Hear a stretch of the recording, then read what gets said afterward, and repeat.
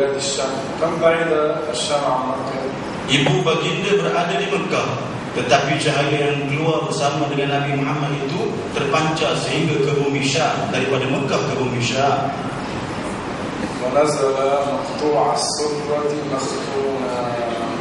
Dan Rasulullah SAW dilahirkan dalam keadaan musad yang telah pun dipotong dan dalam keadaan telah pun berkhitan. أي نعمة أعظم من نعمة بروز محمد لهذه الدنيا وقد هدانا الله تعالى بسببه. Nikmat apa yang paling besar sekali selain daripada nikmat dilahirkan Nabi Muhammad ke dunia ini? لذلك قال بعض العلماء محمد سبب وجود هذه الدنيا. Kerana itulah para ulama menyatakan Nabi Muhammad merupakan sebab adanya dunia ini.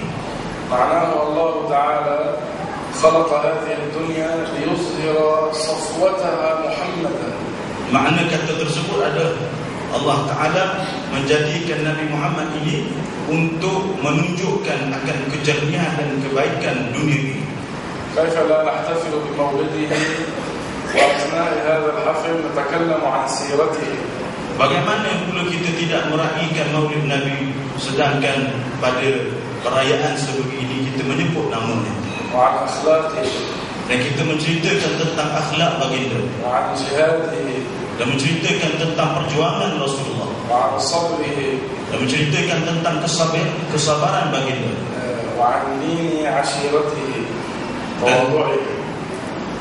Dan begitu juga menceritakan tentang perjuangan agama keluarga. ونتكلم أيضا في سيرته في حفل مولده صلى الله عليه وسلم عن صفته الخلقية. Kita menyatakan pada meraihkan Maulid Nabi ini tentang sifat Nabi Muhammad secara fizikal. أنه كان أبيض البشر. Dan Nabi Muhammad ini rupa bentuknya, kulitnya adalah putih, ولحيته سوداء كثيفة. dan janggut dan jambaknya berwarna hitam dan lebat, وحواجبه هلالية.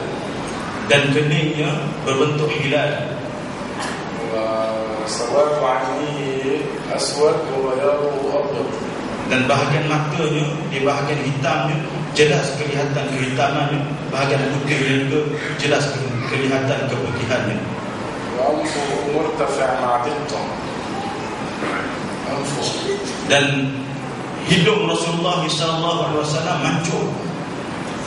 إذا تكلم خرج منه النور. Rasulullah SAW apabila berkata-kata keluar bersamanya cahaya yang memancar. من رآه قال الشمس طالعة. Sesiapa yang melihat Rasulullah pastinya dia akan mengatakan matahari telah pun terbit. بين كتفيه خاتم النبوة.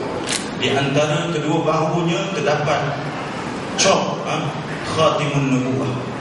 وهو سواء الصدر والبطن. Dan Rasulullah perut dan dadanya sama rata. أجمل ما خلق الله.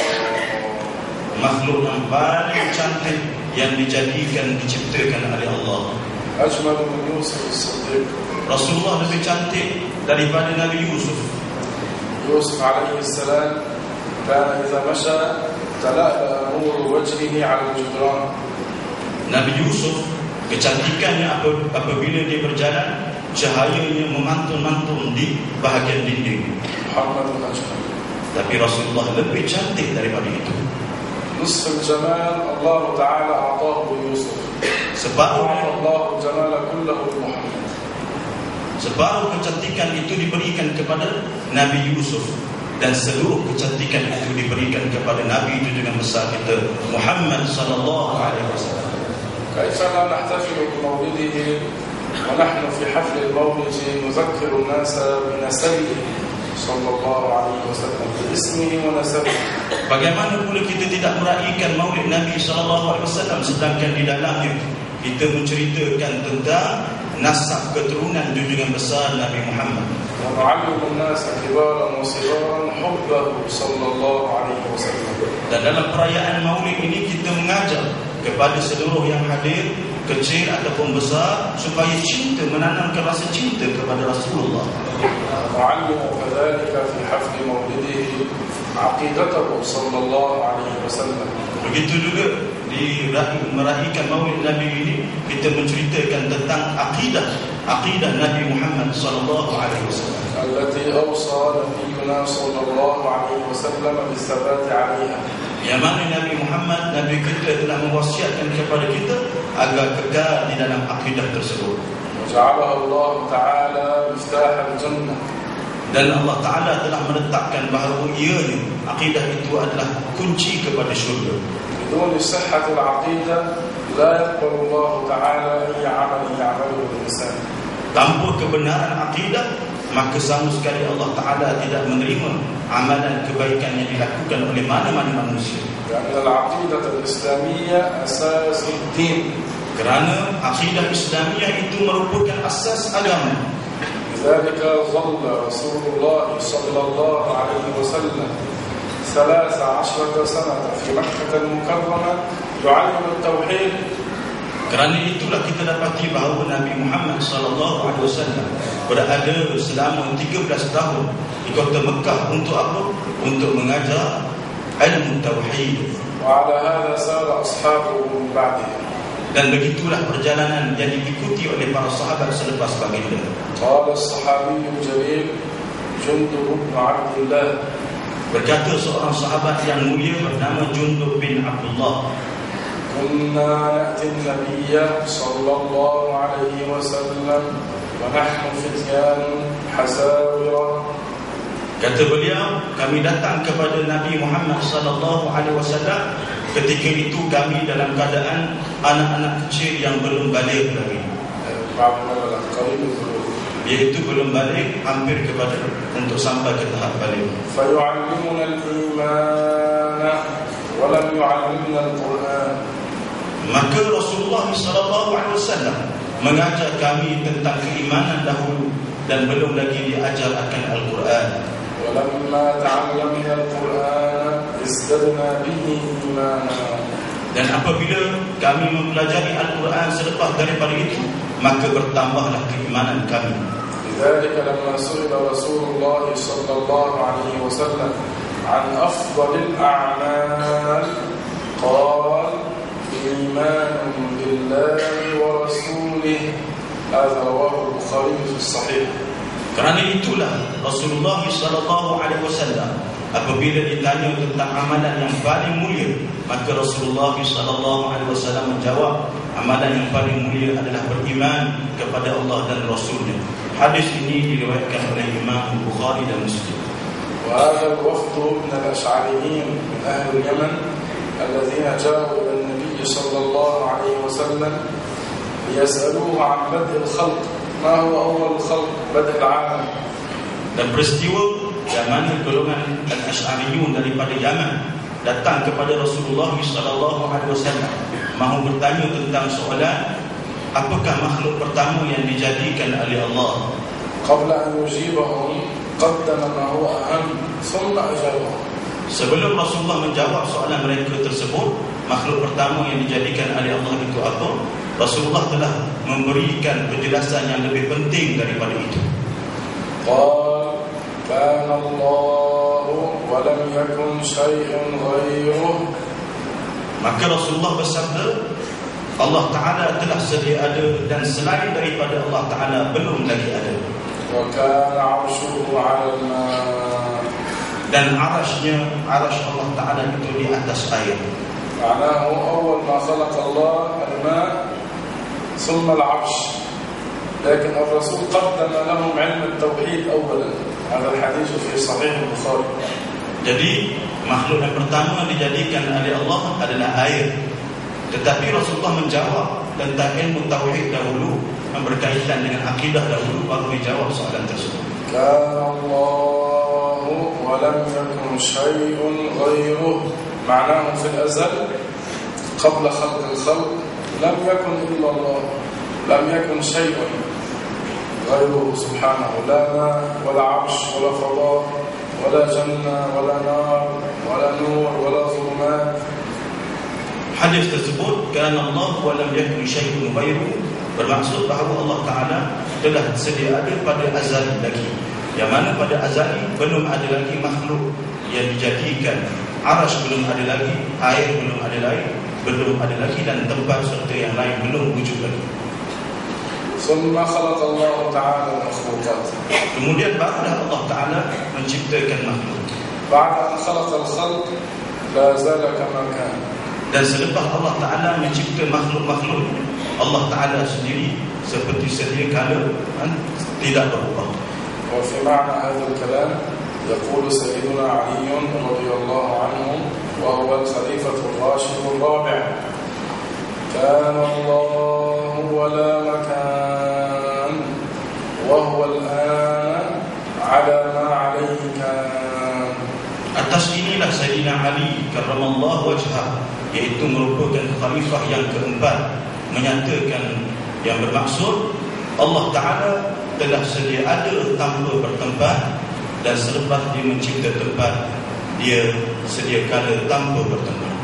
لذلك قال علماء أهل السنة والجماعة: لا يجوز أن يقال الله في كل مكان. Kerana itulah ulama ahli sunnah wal jamaah menyatakan bahawa tidak boleh kita mengatakan Allah itu berada di setiap tempat. ولا يجوز أن يقال الله في جهة فوق. Dan tidak boleh kita mengatakan Allah Ta'ala itu berada di arah atas. إنما نقول الله موجود لا يشبه الموجودات. Tapi apa yang kita kata iaitu ahli sunnah wal jamaah adalah Allah ada tanpa menyerupai dengan sesuatu yang lain, ada tanpa bertempat, tidak seperti yang wujud. موجود بلا مكان ولا جهة. Allah Ta'ala ada tanpa bertempat dan tanpa berarah. لا يحتاج إلى العرش ولا إلى الجهات ولا إلى الأماكن. Allah Ta'ala tidak memerlukan kepada arah, tidak memerlukan kepada arsh, dan tidak memerlukan kepada tempat. وقال علماء أهل السنة والجماعة: مهما تصورت بذلك فالله لا يشبه ذلك. Berkata ulama ahli sunnah wal jamaah, yang bermaksud apa yang terbayang di benak pemikiran kamu, maka Allah Ta'ala tidak menyerupai itu. أما رفع الأيدي عند الدعاء إلى السماء لا يعني أن الله تعالى يسكن السماء، بل لأن السماء قبلة الدعوات ومهبط الرحمات. Manakala mengangkat tangan ke arah langit ketika mana kita berdoa, tidak bererti bahawa Allah Ta'ala duduk di langit, tetapi maknanya adalah langit itu adalah kiblat bagi doa. Allah موجود قبل السماء. Allah Ta'ala telah sedia ada sebelum adanya langit. السماء لها بداية ولها نهاية. Langit di atas kita ni tuan-tuan, dia ada permulaan dan ada pengakhiran baginya. أما الله فليس له بداية وليس له نهاية. Manakala Allah Ta'ala yang menjadikannya, tidak ada permulaan bagi Allah dan tidak ada pengakhiran baginya. هذا ما عليه أهل السنة والجماعة. Dan inilah yang dipegangi oleh ahli sunnah wal jamaah. عقيدة الرسول والصحابة ومن تبعهم بإحسان. Dan inilah akidah Rasul, akidah Nabi, akidah para sahabat dan mereka yang mengikutnya secara mulia. أهل السنة والجماعة هم جمهور هذه الأمة. Ahli sunnah wal jamaah merupakan majoriti umat ini, هم الفرقة الناجية. dan mereka merupakan golongan yang terselamat daripada azab Allah. يقال لهم في علم العقيدة الأشاعرة والماتريدية. Ahli sunnah dari segi akidah dinamakan sebagai al-Asy'ariyah dan juga al-Maturidiyah. وفي الفروع العملية شافعية أو حنفية أو مالكية أو من فضلاء الحنابلة. Dan ahli sunnah wal jamaah dari segi fiqh furu' cabangan itu dinamakan sebagai Syafi'i, Hanbali, Maliki dan juga Hanafi. أما الفرق التي خالفت أهل السنة والجماعة من حيث المسميات عديدة. Manakala puak-puak golongan-golongan yang bercanggah berbeza dengan ahli sunnah wal jamaah, namanya terlalu banyak dan pelbagai. لكن من حيث العدد هم بالنسبة لأهل السنة كالنقطة في البحر. Tapi dari segi bilangan ajaran sesat tadi, namanya banyak, berbagai, tapi bilangannya lebih sedikit daripada ahli sunnah wal jamaah, seperti mana titisan satu titisan air di lautan. لكن هذه الفرق المنحرفة خطرها شديد. Tetapi golongan yang menyeleweng ini bahaya kepada umat Islam. لا يجوز السكوت عنه. Tidak boleh kita senyap daripada memberi pengawasan tentang ajaran ini. لأن الساكت عن الحق شيطان أخرس. Kerana terjelas kenyataan bahawa sesiapa yang senyap daripada menyampaikan kebenaran, ia ibarat syaitan yang bisu. لا سيما هذه الفرقة المجسمة التي تعتقد في الله أنه مجسم ساكن على العرش. Terutama golongan mujassimah. Golongan mujassimah ni yang mempercayai bahawa Allah Ta'ala duduk di atas arsh. الإمام الشافعي أو يقولون بالسلام. Begitu juga golongan mujassimah yang menyeleweng ini mengatakan bahawa Allah itu bersemayam di atas arsh. الإمام الشافعي رضي الله عنه يقول من اعتقد أن الله جالس على العرش فهو كافر لا تصح الصلاة خلفه. Imam kita, Imam Syafi'i radhiyallahu anhu mengatakan bahawa barang siapa yang beriktikad Allah Ta'ala itu duduk di atas arsh, maka tidak sah kita salat di belakangnya sebagai makmum kerana dia kafir dengan Tuhan. لأنه عبد غير الله. Kenapa? Kerana dia menyembah selain daripada Allah. وقال الإمام الشافعي رضي الله عنه المجسم كافر. Dan Imam Syafi'i radhiyallahu anhu menyatakan bahawa mujassimah itu adalah golongan yang kafir. وهكذا قال الإمام أبو حنيفة ومالك وأحمد. Begitu juga kenyataan yang sama dinyatakan oleh Imam Abu Hanifah, Imam Malik dan juga Imam Ahmad. وأتباعهم أتباع المذاهب الأربعة على هذا. Dan seluruh pengikut mazhab empat berpegang dengan kenyataan tersebut. الإمام النووي في كتابه المجموع شرح المهذب في باب صفة الأئمة يقول عن المجسمة كفار. Imam Syafi'i, Imam Nawawi yang bermazhab Syafi'i menyatakan dalam kitabnya Majmu' Syarh Muhadzab dalam bab imam-imam, para imam, beliau menyatakan bahawa golongan mujassimah ini adalah terkeluar daripada Islam, iaitu kafir. وهذا تقي الدين الحسني الشافعي عنده كتاب يقال له كفاية الأخيار في الجزء الثاني في باب الردة. Dan Imam Taqiyuddin Al-Husni beliau mempunyai kitab Kifayatul Akhyar. يقول عن المجسمة كفار بلا شك. Beliau menyatakan bahawa golongan mujassimah ini adalah golongan yang menjisimkan Allah ini adalah golongan yang kafir tanpa ragu-ragu. هؤلاء المجسمة صاروا ينتشرون في هذه البلاد. Syekh menyatakan bahawa golongan mujassimah ini di negara ini, negara kita Malaysia ini, mereka telah mula merebak. وإذا رأوا المسلمين يقرؤون سورة ياسين على أمواتهم يقولون هذه بدعة هذا حرام. Golongan mujassimah ini bila dia lihat kita orang Islam membaca Yasin kepada mayat-mayat umat Islam, apa mereka kata? Mereka kata ini haram, ini bid'ah. وإذا رأوا المسلمين يلقنون بأموات المسلمين يقولون هذا بدعة وهذا حرام. Golongan tersebut juga bila mana mereka melihat umat Islam membaca talqin kepada mayat-mayat umat Islam, mereka mengatakan juga ini haram, ini bid'ah. وإذا رأونا نحمل الصبح نذكر الله يقولون هذه بدعة وهذا حرام. Golongan itu juga menyatakan bila dia melihat kita memegang tasbih, mereka kata ini adalah haram, ini adalah bid'ah. وإذا رأوا المسلمين يجتمعون لأجل المولد يقولون هذا بدعة وهذا حرام. Golongan mujassimah ini bila mereka melihat umat Islam seperti kita pada malam ini meraihkan Maulid Nabi, apa kata mereka? Mereka kata ini haram, ini bid'ah. لكن هم يحتفلون بما يسمى عيد المملكة العربية السعودية. Tapi malam ini mereka meraihkan secara besar-besaran hari negara mereka, negara Saudi Arabia. هذا مفتي الوهابية يقول عمل المولد حرام، أما يوم الاحتفال الوطني بالمملكة السعودية هذا جائز، هذا يوم شكر. Tuan-tuan, Syekh menyatakan bahawa mufti Wahabi menyatakan bahawa sambutan Maulid ini adalah sesuatu yang haram, tapi menyambut hari negara, hari kebangsaan itu adalah sesuatu yang wajib. هذا المستند عليه معنى موجود في الحقيقة. Saya menyatakan kenyataan ini ada tersimpan berhujah di pada beliau. فنحن لا نلتفت إليهم ولكن نحذر منهم. Kita tidak mengikut mereka, tetapi kita menyatakan supaya umat Islam jangan terpengaruh dengan ajaran ini. نحن نريد أن نجمع كلمة المسلمين على العقيدة الصحيحة. Kita sebenarnya mahukan supaya umat Islam ini bersatu dalam akidah yang sahih, yang benar. أما هؤلاء يكفرون المسلمين من ليس منهم يكفرون ويجعلون دمه حلالا. Manakala golongan tadi tuan-tuan, golongan Wahabi, mereka ini mengkafirkan umat Islam dan mengatakan bahawa darah kita ini halal untuk dibunuh. فأنتم تمسكوا بالعقيدة السنية. Jadi nasihat Syekh supaya kita semua berpegang dengan akidah yang benar, iaitu akidah sunniyah ahli sunnah wal jamaah. المشايخ القدماء الذين نشروا الإسلام في بلاد الملايين كانوا على هذه العقيدة السنية أشاعرة وشافعية مثلنا. Ulama yang menyampaikan Islam di negara kita ini, yang menyebarkan Islam di negara kita ini, mereka ini berpegang dengan akidah yang sama, iaitu akidah Al-Asy'ariyah dan mazhabnya adalah mazhab Asy-Syafi'i. كانوا يشرحون هذه العقيدة ويشرحون صفات الرب.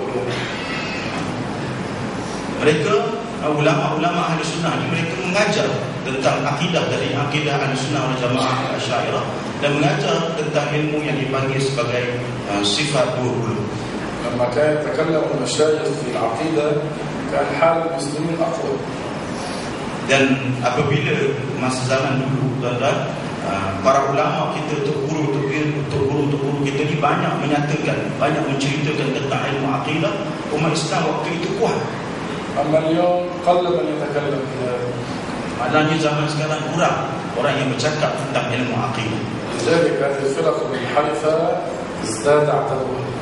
Kerana itulah, disebabkan daripada itulah, golongan yang menyeleweng, golongan yang sesat ini, adat mereka, bilangan mereka makin bertambah. مع ذلك أنتم لا تقبلوا عقيدة جديدة. Jadi jangan sama sekali kita mengambil akidah yang baru, ولا فكرة جديدة. dan jangan mengambil sama sekali pemikiran yang baru. نحن أهل السنة والجماعة جمهور الأمة. Kita adalah ahli sunnah wal jamaah, majoriti umat Nabi Muhammad. وفي فرقة ناجية. Kita adalah golongan yang najiyah, yang terselamat. ونتمسك بما كان عليه المذاهب الأربعة. Berpeganglah dengan apa yang dibawa oleh mazhab empat. وما عليه الأشاعرة والماتريدية. Yang pegang akidah yang dibawa oleh Al-Asy'ariyah dan Al-Maturidiyah. لأن هذا هو الحق. Kerana inilah sesuatu yang amat benar. هذا ما كان عليه الرسول والصحابة والسلف الصالح. Ini jugalah yang dipegangkan oleh Rasulullah SAW, para sahabat dan juga ulama salafus salih. هذا كله نغتنم وجود الناس في المولد حتى نكلمهم به. Kerana itulah tentang kebenaran akidah inilah kita mengambil peluang sambutan maulid ini untuk menceritakan tentang akidah itu tadi. كيف لا نحتفل بالمولد؟ Bagaimana pula kita tak meraihkan maulid Nabi? وكل هذا الخير يحصل في هذا الحفل. Sedangkan semua kebaikan tadi menceritakan tentang akidah kita, tentang Nabi, semuanya kita lakukan ketika kita menyambut maulid Nabi ini. ونحن المسلمون نحب الرسول صلى الله عليه وسلم. Dan kita orang Islam semua sekali mencintai, mengasihi Nabi kita Muhammad sallallahu alaihi wasallam. وعمل المولد يعمله المسلمون في كل البلاد. Amalan maulid ini dilakukan oleh seluruh orang Islam di seluruh negara-negara. حتى في لبنان Sehingga di Lebanon ada meraihkan maulid Nabi. يعملون المولد يحضر الآلاف من الناس. Beliau menyatakan, Syekh menyatakan bahawa mereka melakukan amalan maulid ini dihadiri oleh ribuan-ribuan di kalangan umat Islam.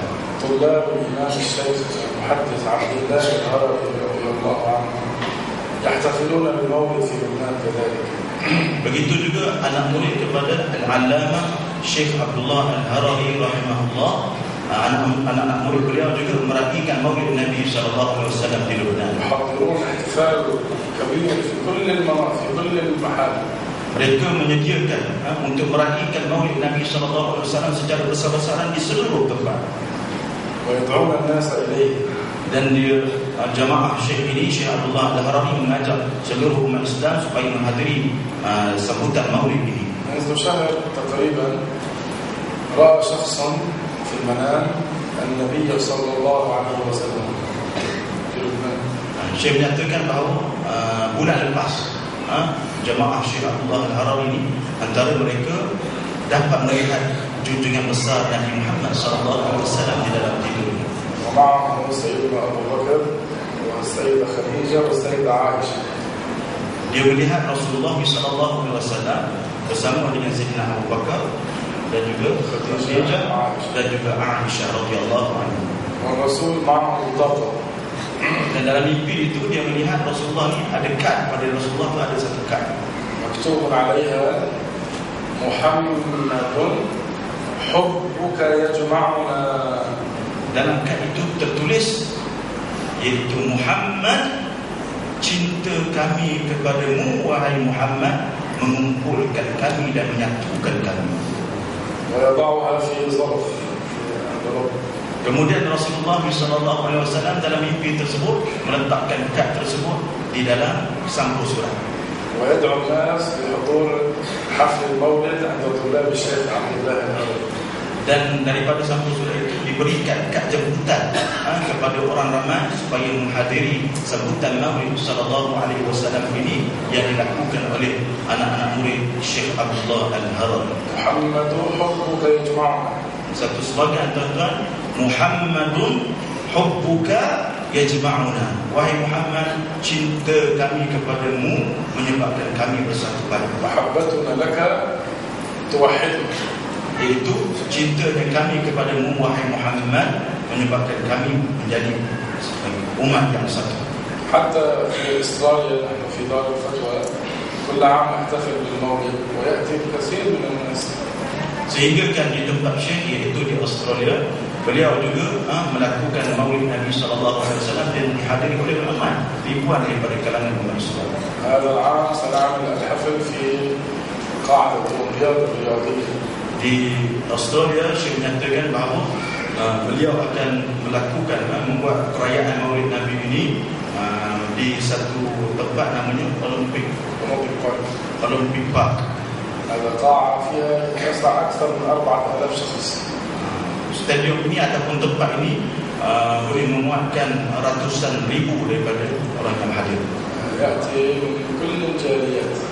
Yang datang ke Maulid Nabi ini daripada seluruh generasi dan dalam berbagai negara. Daripada Malaysia pun ada yang datang. Daripada Indonesia pun ada datang. Begitu juga daripada Pakistan dan India. Serta daripada Bosnia dan daripada Afrika. Pada Maulid itu dia buat apa? Dia meraihkan Maulid Nabi itu dengan memuji Nabi Muhammad, melakukan nasyid dengan berbagai bahasa. ثم يظهرون الأثر الشريف أمام الحاضرين كلهم. Kemudian sambutan Maulid di sana yang hebat lagi tuan-tuan umumnya, iaitu mereka penganjur mengeluarkan rambut Nabi SAW untuk dipaparkan kepada umat Islam yang cinta kepada Rasulullah. Alhamdulillah alladhi hadana lihada. Jadi kita syukur kepada Allah Ta'ala kerana telah meletakkan memberikan kita hidayah dalam keadaan ini. وما كنا لنهتدي لولا أن هدانا الله. وما كنا لنهتدي لولا أن. Dan sama sekali kita tidak akan mendapat hidayah daripada Allah kalau Allah Ta'ala tidak memberikan kepada kita. ونسأل الله أن يثبتنا على عقيدة أهل السنة والجماعة. Dan kita memohon kepada Allah Ta'ala supaya Allah Ta'ala menegakkan kita dalam akidah ahli sunnah wal jamaah. ويعيننا على نشرها بين الناس. Dan supaya Allah Ta'ala membantu kita untuk menyebarkan akidah ini kepada seluruh orang. ابتغاء رضا الله. Semata-mata untuk mencari keredaan daripada Allah Ta'ala. بارك الله بكم ونشكر لكم حضوركم. نشكر الأستاذ كذلك في هذه الجمعية الصغرى دعوتهم لنا كذلك. Dan Syekh mendoakan keberkatan kepada kita semua. Dan Syekh berterima kasih kepada Yayasan As-Safa Ustaz Yusri kerana sudi menjadikan majlis ini dihidupkan oleh beliau. Alhamdulillah wa sallallahu wa sallam ala rasulillah wa ala alihi wa sahbihi wa man wala. Allahumma ya arhamar rahimin, ya arhamar rahimin, ya arhamar rahimin. Allahumma ighfir lana, Allahumma ighfir lana, Allahumma ighfir lana ya rabbal alamin. Allah واجمع شملنا وارفع رايتنا وانصرنا على عدوك عدو هذا الدين يا رحمن يا رحيم. اللهم يا مولانا يا كريم فقهنا في ديننا وعلمنا